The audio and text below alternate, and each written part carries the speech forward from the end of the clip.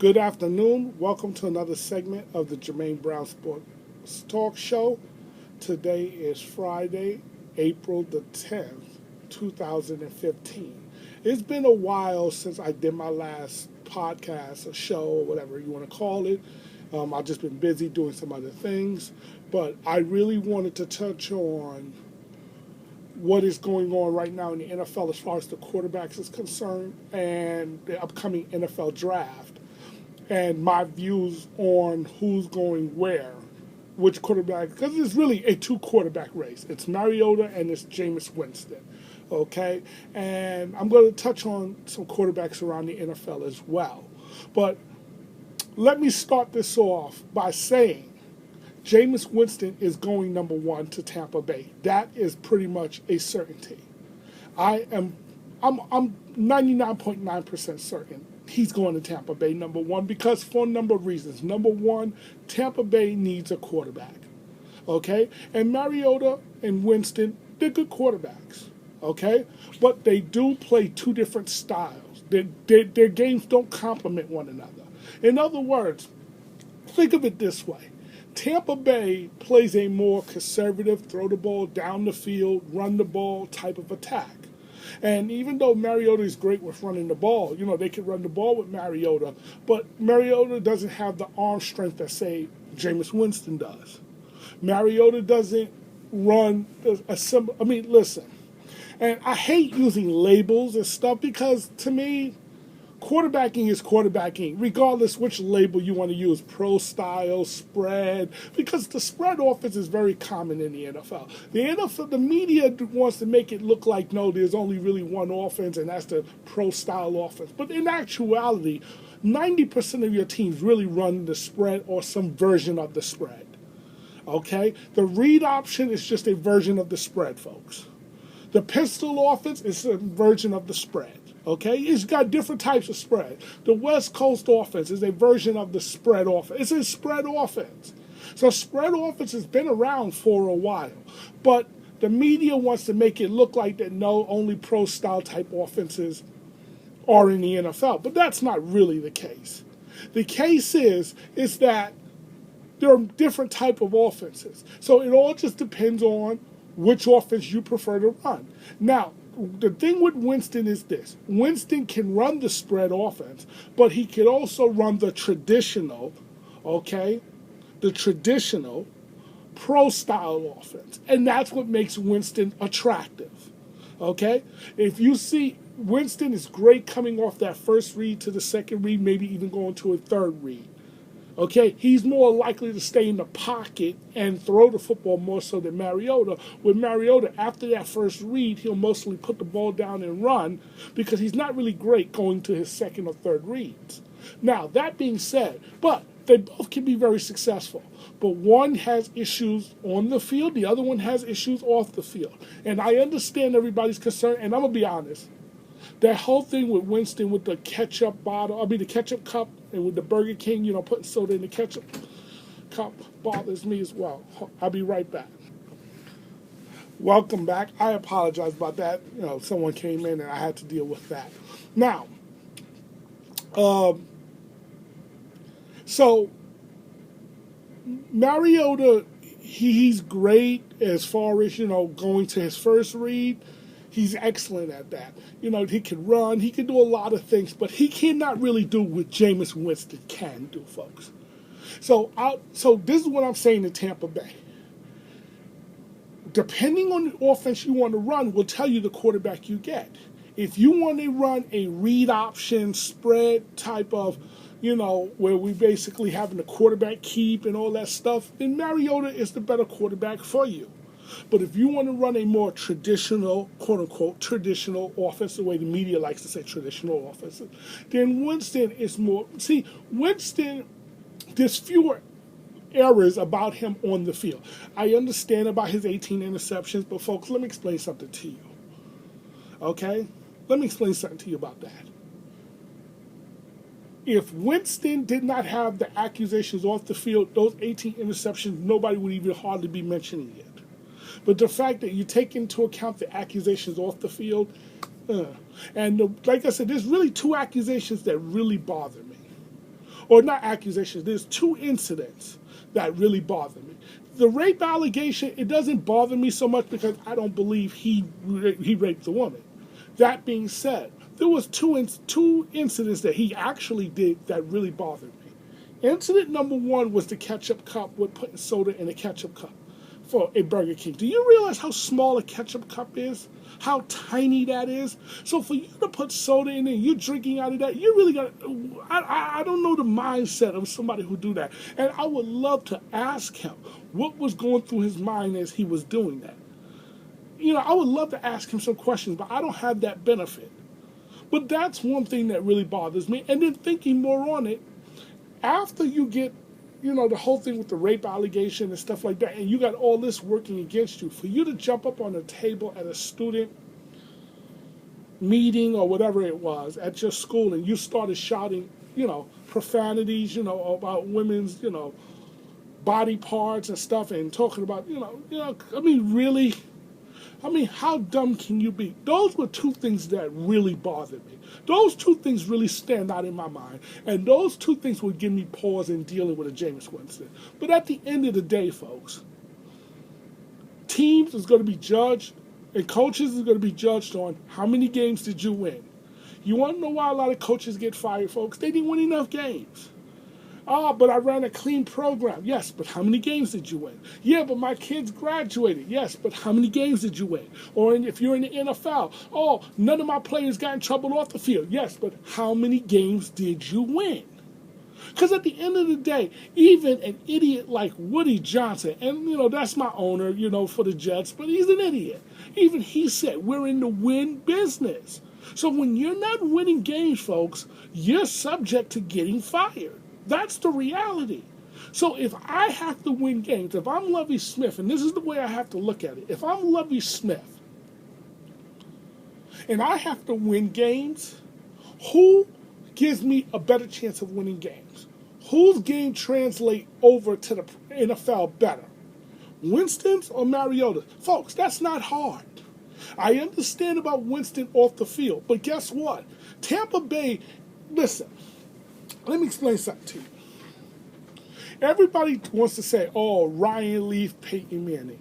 You want to know why San Diego did not get criticized for picking up Ryan Leaf? Because they couldn't get Peyton Manning. So Ryan Leaf was consensus-wise, the second best quarterback in the draft, at least by a lot of people's views. Some even thought the best. But nonetheless, everybody said, you know, San Diego couldn't go wrong. Well, unfortunately, there are no such things as guarantees.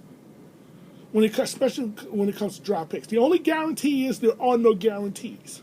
So that being said, I have to look at it this way. Whose game projects much easier? With Mariota, I have to change my offense for him to suit what he does. I can't run what Jameis Winston can run. I can't run it for Mariota. If I try to run it for Mariota, he's going to struggle. It's not going to look right.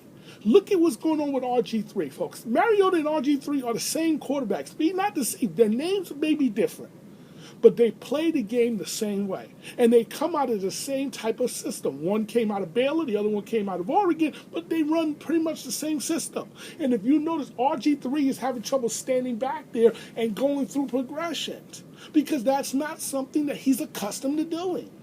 So now we're going to ask Mariota to go out here and start going through progression. Don't tell me about pro days. Well, he looked good in pro day. Pro day doesn't mean anything to me. Combines don't mean anything to me.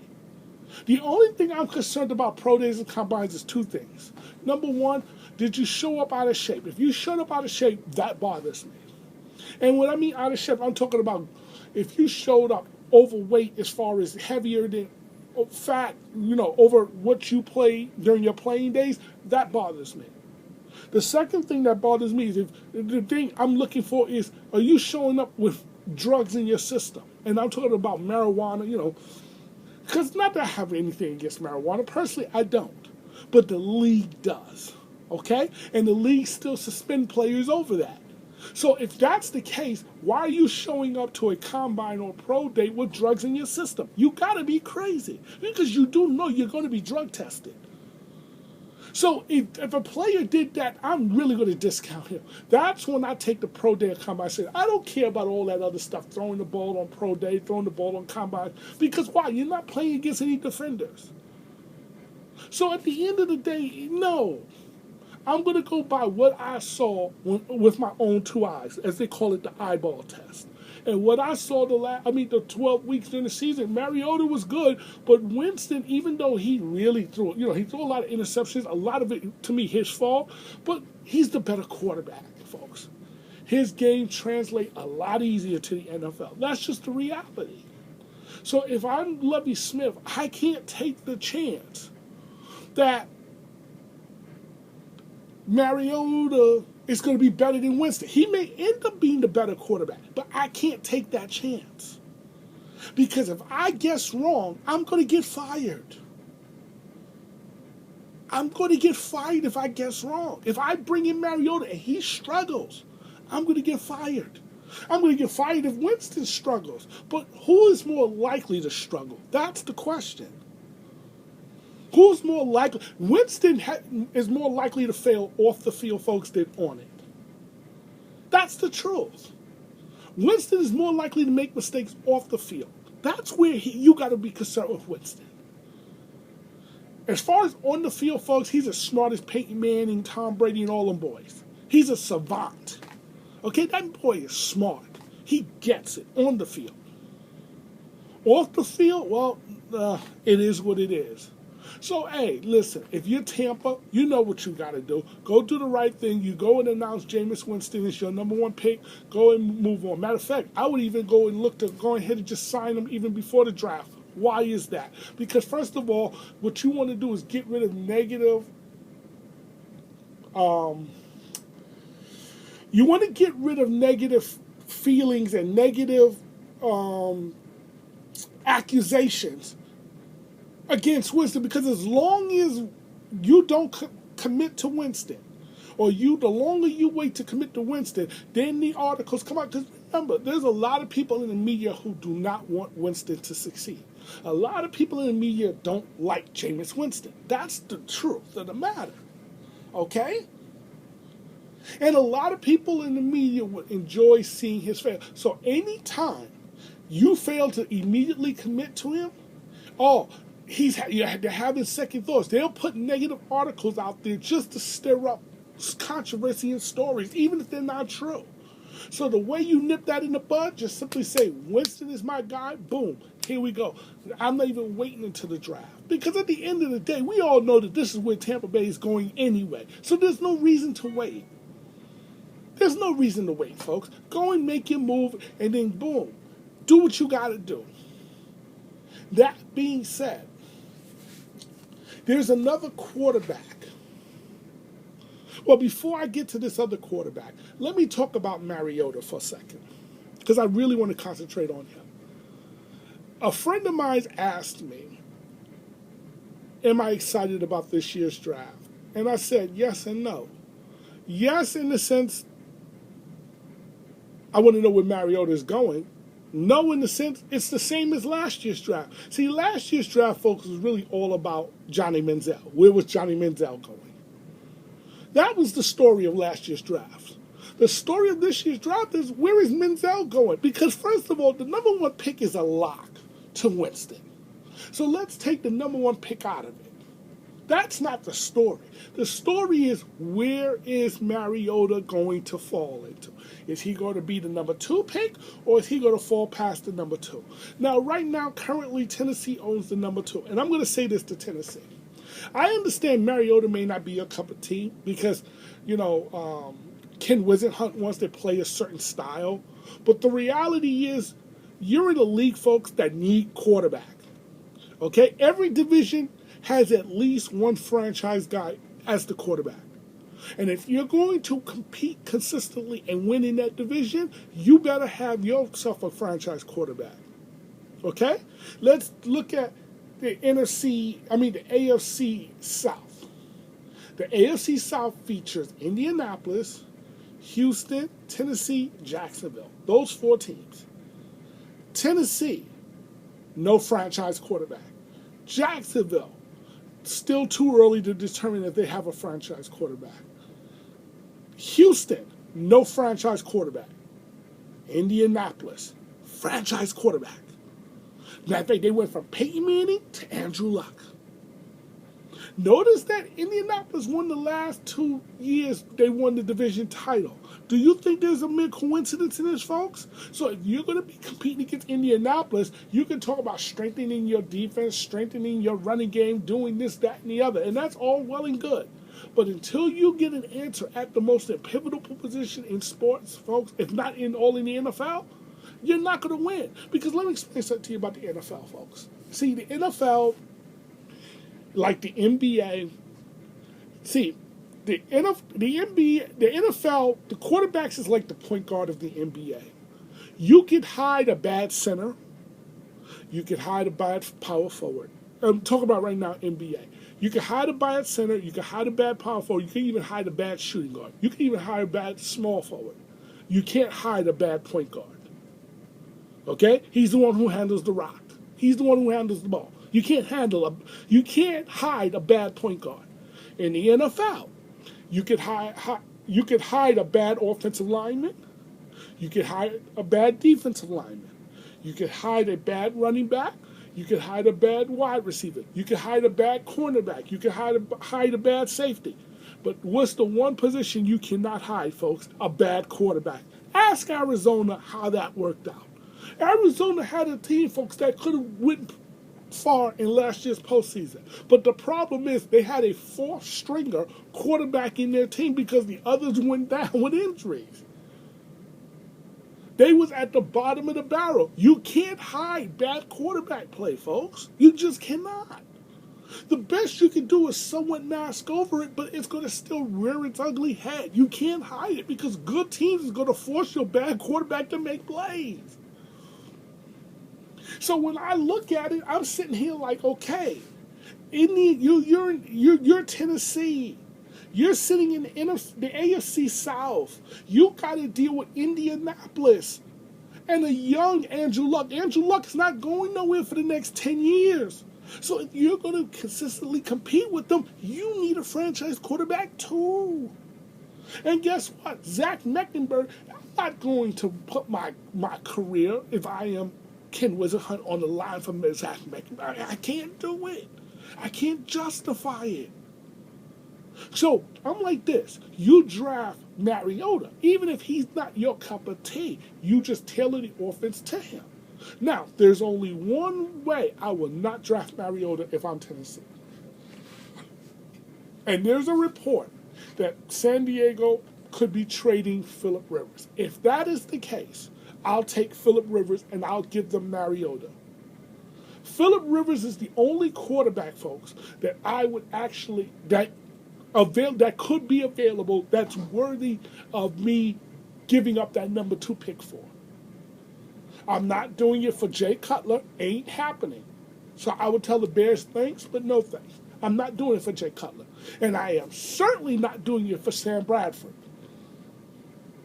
Okay? Because at least Jay Cutler can somewhat stay on the field. Bradford can't even stay on the field. So I'm not even going to deal with Sam Bradford. I don't care how much so-called, quote-unquote, potential he has. And let me talk about potential about that. My dad one time told me this.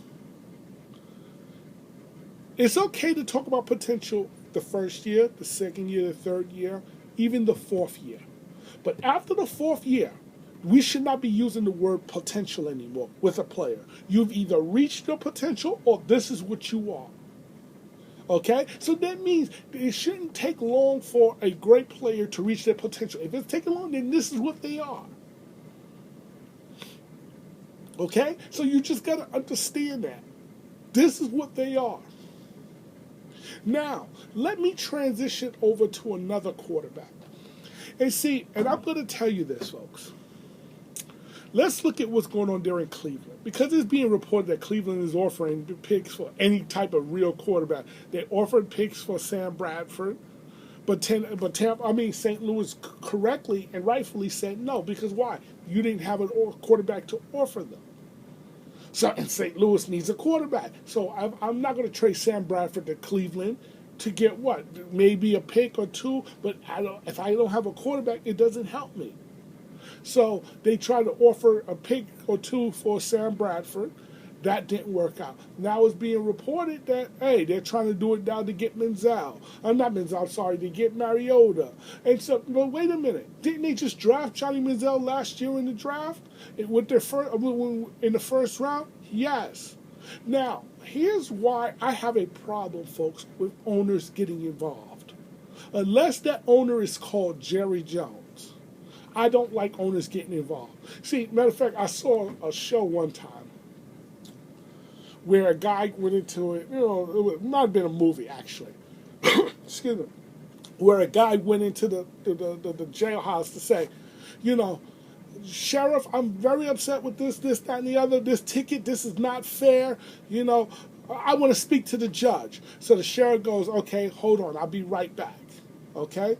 He goes into another room, he comes back, the person comes back, but he got on his judge hat. He's like, wait a minute. I asked for the judge. He says, you're speaking to the judge. But no, you was just the sheriff. Yes, but I am also the judge as well. So, never mind. So, in other words, what I'm trying to say is unless the owner is the GM, I don't want owners making picks, getting involved with picks. Because you want to know why? You know who has to live with the decision if you're wrong? The GM and the head coach. This is how I know that Menzel was not picked by Ray Farmer or the head coach. Because you want to know why? They're trying to scrap Menzel as I speak. They're trying to get Mariota, or they're trying to get Sam Bradford, or any quarterback that they deem that they like. Now, no owner would allow a GM to do something like that if the owner didn't have his hand in the previous pick. So here's what happened, folks. And basically Skip Bayless admitted as much. Menzel was approved by Jimmy Haslam, the owner. Not Ray Farmer or not Mike Pettin, the coach. That was picked by the owner.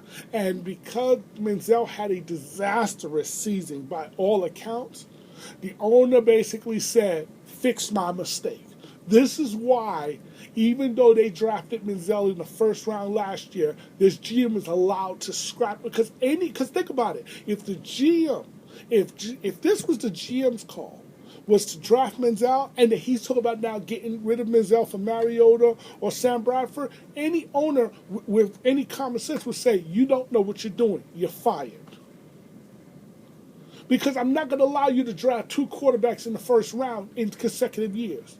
So that tells me if they're allowing him to do that, not only that, don't forget, Ray Farmer embarrassed the organization with that whole, what they call textgate, where he was texting down to the sideline. Okay? I believe that was at the behest of the owner. Because that's an embarrassment, folks, to the organization. So let me get this right. You embarrass the organization, you're going to try to draft draft a quarterback in the first round in consecutive years, and you're still keeping your job. That tells me it was the owner who was making these moves and not the GM. Because any owner would fire a GM who did such a thing. Because why? The GM would prove he doesn't know what the hell he's doing. Okay? So that tells me that this was the owner's doing. This is why I don't like owners making decisions, because if they're wrong, now the GM and the coach it's up to them to fix it. And it's not always an easy fix. It's not always an easy fix, folks, because that salary, unless you can do a straight-up trade, that salary counts against your books. It counts on your books. And you wasted a first-round draft choice. And fair or not, to Ray Farmer, this is on your record. Even if this wasn't your pick, it's on your record. This is why owners, look, just cut the check. Just do that. Let me do my job. You just cut the check. That's how I feel about those things. Unless, again, you're Jerry Jones. Because Jerry Jones is not only owner, he's the GM as well. That's why I brought about the dual hats. Okay? So the coach cannot, like Jason Garrett cannot go to the GM and say, go to Jerry Jones and say, listen, I don't like the way you you're picking players. I want to speak to the owner. Jerry Jones will say, okay, let me take off my GM hat. He'll go to the back and go get his owner's hat and say, yes, how may I help you? So who is Jason Garrett going to complain to? He can't complain to anybody. Because why? You're not only working for the GM, you're working for the owner because the owner is the GM. Or the GM is the owner. See the difference? So, hey. So other than that, owners, stay out of the player picking business. Because when you create a mess, now everybody out, it's on everybody else to have to fix your mess. That's not fair to them. Okay? Now, I want to talk about the New York Jets. There's reports that, well, if Mariota falls to the Jets is going to take him. The Jets is not taking Mariota. And here's how I know this.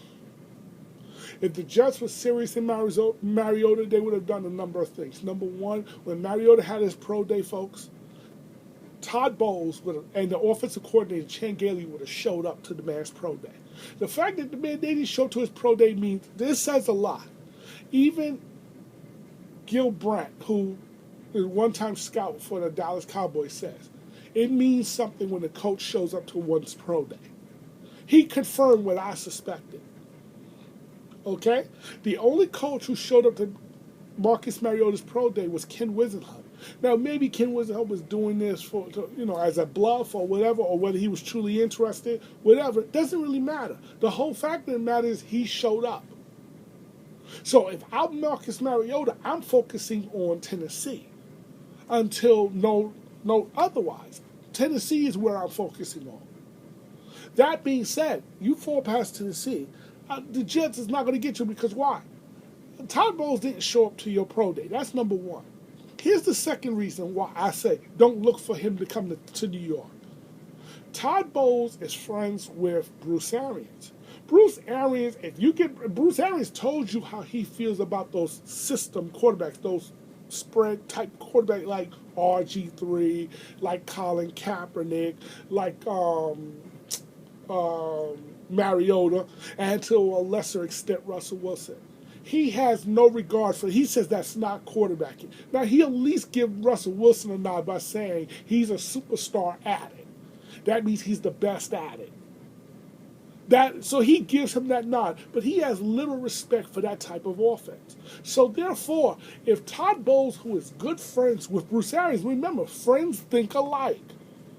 Okay? Now, you may have differences of opinions on certain things, but for the most part, friends think alike. And don't you think that Bruce Arians was putting it in his ear, don't touch Mariota? Don't you think Bruce Arians is kind of putting him in the air? Not only that, let's keep also another thing in mind, too, folks. Why Mariota I don't see coming to the Jets. The person who hired Todd Bowles and McMahon or whatever the hell the owner, the GM, the how to pronounce the name of the GM there for the Jets. The person who had a big hand in the hiring wasn't Woody Johnson. Woody Johnson just signed off on it and basically did the final thing. But the person who had it was Charlie Casserly. We already know Charlie Casserly's feelings about Marcus Mariota. He doesn't think too highly of Marcus Mariota. So don't you think that the people who he hired is going to, they will have already discussed Marcus Mariota? Don't you think that? Don't you think Charlie Casserly would have, because why? Charlie Casserly's reputation is on the line, folks. He recommended these two gentlemen. So if these guys don't perform, it looks bad on Charlie Casserly.